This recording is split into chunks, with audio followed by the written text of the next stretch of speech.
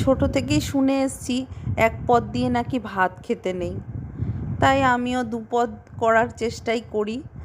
ঘরে অনেক দিন ধরে বিটগুলো শুকোচ্ছিল ফ্রিজের নিচে, আজকে সেগুলোকে তুলে জলে ভিজিয়ে তারপর টুকরো করে নিলাম।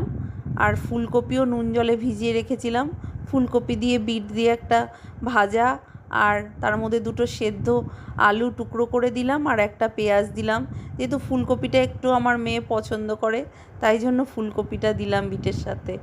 আর শুকনো খোলায় জিরে, শুকনো লঙ্কা, গোলমরিচ টেলে নিয়ে বেলন চাকিতে গুঁড়ো করে নিলাম। আর ডিম, সে তেলের মধ্যে ডিম ভেজে নিয়ে সেই তেলেই আলু ভাজতে দিলাম। আলুগুলো খুব বেশি ভাজিনি, অল্প ভেজে তুলে রাখলাম।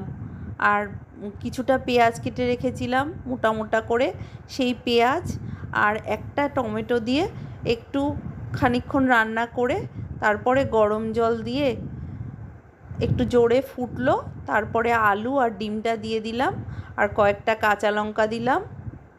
আর শেষে একটুখানি ধনেপাতা আমার ঘরে শুকাচ্ছিল, হলুদ হচ্ছিল, ওই ধনেপাতাগুলোও দিলাম। আর ওই যেই মশলাটা ভেজে রাখা করে রেখেছিলাম ওইটা দিলাম। আর কিছুটা একটুখানি আদা, কাঁচা আদা টুকরো করা করে দিলাম, যেহেতু আদার গন্ধটা শেষে একটু বেশ ভালো লাগে। খুবই সাধারণ রান্না।